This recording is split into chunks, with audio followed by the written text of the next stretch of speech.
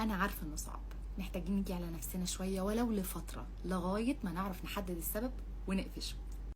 بنحتاج نحلل في الأوقات السخيفة دي 2 الفجر، وأول ما نصحى من النوم ونحاول على قد ما نقدر عينينا تبقى على سكرنا.